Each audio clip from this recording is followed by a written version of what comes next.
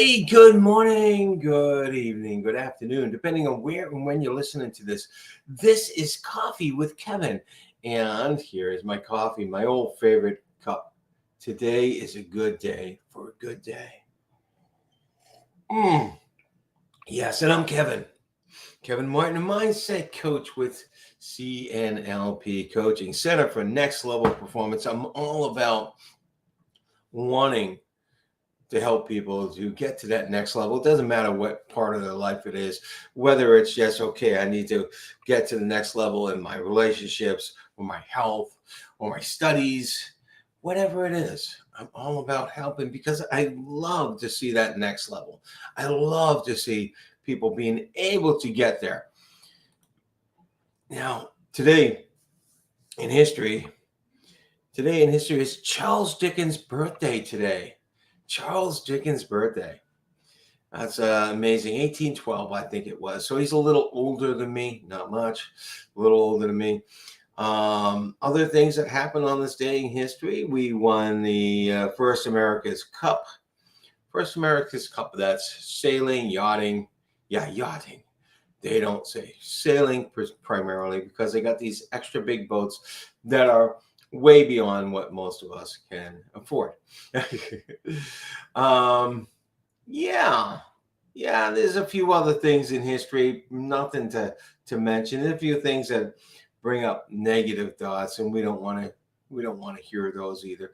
But that's basically today in history. Other than today in history, Kevin Martin has come live on LinkedIn, Facebook, and a couple others. Well, I hope you're joining me with a nice hot cup of coffee, hot cup of tea, or whatever it is you're drinking, whether it's water or juice, or just something a little spicy, a little spiked up, maybe to get you to start the day. So cheers. Anyway, living your dream life. That's what I titled this today, because I think living your dream life is something to aspire to. And what is that dream life? That's the name of my book, which I am in the process of revising, and I'm really excited about it because it's going to come out really, really well. And then I can get on to my next book, which is really change your life, change your mind, change your life. It's not the exact title of it yet, but this is, those of you who know me know that I really believe that it just takes just a little bit of tweaking here to get a lot of results out there. And I know that for certain. So living your dream life, the book and my thoughts are, first of all, your dream life. What is your dream life? Some people would say, okay, I got yachts. I got that new $30 million Rolls Royce. Have you seen that? $30 million. And I said to my wife, I says, is that new? She says, of course it's new, $30 million. I said, well, sometimes you have these antiques, or you have these cars that were used by someone famous and they go for a lot of money. But no, this is a production. How much of a production? They're all built by hand, I believe.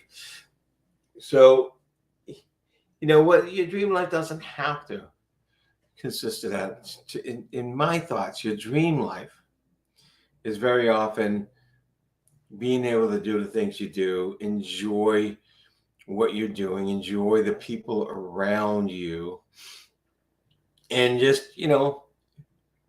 I will say having fun. Not everybody's up to having fun all the time, but, doing something worthwhile. So it's not about wealth. It's not about riches. It's about being able to live the life you want to live and be the person you want to be. That's the important thing, being the person you want to be and not being bothered. At least this is from my point of view, not being bothered by externals, by what people might say or do, or being bothered by what's going on in the world or what's going on in your world. We are individuals and we have our own sense of what we are, what we want to be. So it doesn't necessarily have to do with how other people define a dream life. I just want you to know that. I just want you to know that. In my studies and in my research and all the books I've read and things like that, I found it fascinating that there are some people that are living well below what we consider the poverty level around the world, but living happy lives. They're ecstatic, they're happy, they're satisfied. And there are some people living what we would see as, oh my God, I would love that life. And they're aggravated, they're not satisfied, they're never satisfied, and they're not happy. So wealth has nothing to do with it. It's all in how you're perceiving your world and what's happening to you and what's happening around you. It's all about how you're perceiving that. When we perceive and look at other people and use them as a yardstick, as a bar, and say, okay, geez, I wish I was living like those other people. I wish I was living like the first guy who bought that $30 million Rolls Royce in California. When you're looking at that and say, you're measuring your life by theirs, that doesn't work. That's so harmful to us. So you don't measure your life by somebody else. You don't use somebody else's life as your yardstick to measure that. No, you measure internally by how are you feeling, how satisfied are you with what you're doing, and is it working for you? Yeah, I always say when we're going for goals, it's not what you want to acquire, what specifically you want to. Sorry for the static. I'm going to try this. I'm going to just actually, if you give me a moment, I'm going to blur my background. Might be a little easier. Okay, so when you're going for your goals or your objectives, it's not what you want to acquire or what you want to achieve. It's what you want to feel when you acquire that or achieve that. That's the important thing. We're looking at that new car. Maybe you're looking at that new Rolls Royce. I don't know how cool would it feel to drive in there. How proud are you going to be? How happy you're going to be when you're looking at all the people looking at you and say, "Whoa, that guy's cool." That's what you want it for, not for that piece of metal that you're sitting in and driving. Now the feeling of whirring around and this wonderful car and the luxury that you're sitting in, it's all the feelings of it. Okay, so it's the emotions that we get from acquiring those things, from achieving those things. And we find that we can get those same emotions or very similar from acquiring or achieving other things that aren't so much. We always put so much expectations on ourselves, but it's measured from what other people are doing. Look at your life, look at what makes you happy, and go there. Look at what makes you happy and reach for that. Not what looks like it makes everybody else happy, but what makes you happy and what interests you. That's what it is. A couple of weeks ago, we were all around the country. We were thrilled and we were dreaming about that $1.5 billion lottery ticket. What would we do? I think the dreaming and the imagination and the fantasy about what we would do is the most important thing. That for a short time lifted people's spirits because they say, oh my goodness, if I had this, what would I go? What could I do with it? I could sail around the world. I could go, I could take vacations, but a lot of people say, okay, what can I do with it? I could help my children. I could help my family. I could help others in need. That's also the feeling of helping others is a big feeling as well.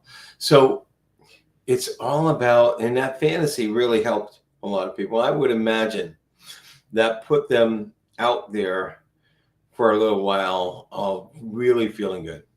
The possibilities that were there. Why can't we do that every day? Why can't we do that every day? And we don't have to think every day about, wow, what would it be like to be a billionaire? No, we don't have to think that.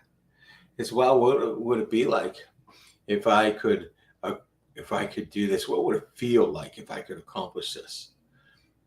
You know, what would it feel like if I were to be able to do this? And that's the first step. And the second step, when I take my clients through those kind of things, is not just what would it feel like. What would it feel like is, what does it feel like? Because I make the imagery, or help them make the imagery, so powerful that they can step into it as if it's happening now. Remember, I said it's all about feelings. It's not about the actual thing you're acquiring or the actual achievement you're getting. It's all about the feelings. What does it feel like when you have achieved that, when you have acquired that? Then your mind says, whoa, I love this. That's when you start to say that. So you go into that, and you find, by the way, you find after you've done that for a while, that your subconscious mind, who is your willing and sometimes unwilling helper, sometimes it's not your helper, but when you learn to take control of it, when you learn to do this visualization and everything else, it becomes your helper.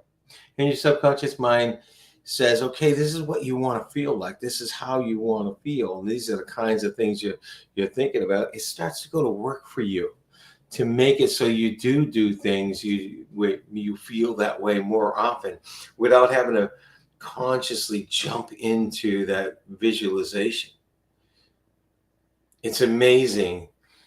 It's amazing how your subconscious mind works.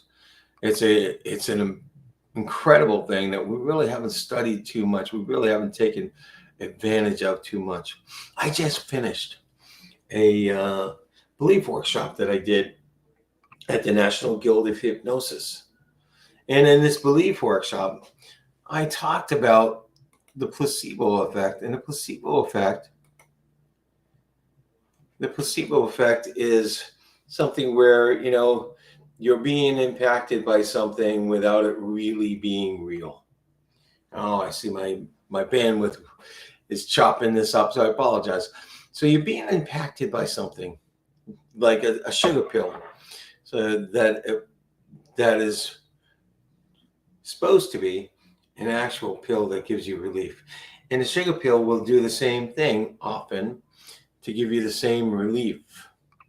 It's called a placebo. Okay, and the placebo effect is as much as 35% on a regular basis. 35% of the time, a placebo effect will give you the result you're looking for. All right, 35%, and it's higher in other cases. And not just with pills. They've done this placebo effect with surgeries, with arthroscopic surgeries, and amazingly found that they got the results without the surgery, just by having the patient believe they had the surgery. That blows my mind. It blows my mind, because it's our mind that does it for us. It's our mind that's so powerful. I always wondered, and maybe it has happened to some degree, but you don't hear about it. I always wondered, if the mind is so powerful with this placebo effect in medicine, why don't we put money to study the placebo effect as opposed to a medication that's just going to help us with the symptoms of a problem? Why not? Why not take advantage of that? That's a fascinating thing we have between our ears. And it's an incredible thing. And I'm so fortunate. When I talk about living my dream life, I'm so fortunate to be in this world, to be able to study, research, and actually help my clients using this phenomenal thing we call the subconscious or unconscious mind. It's a wonderful thing. Well, that's it today. Living your dream. Think about what your dream life really would be, and try to not think about the financial and all the prizes you get when you do have a lot of money. Try to think about, okay, what kind of things would you like to be doing for work? What kind of things would you like to be doing on a regular basis that make you happy, that satisfy you? That's your dream life. All right. I will talk to you next week. This has been fascinating. I love the fact that you allowed me here for these few minutes, and I will see you all next week.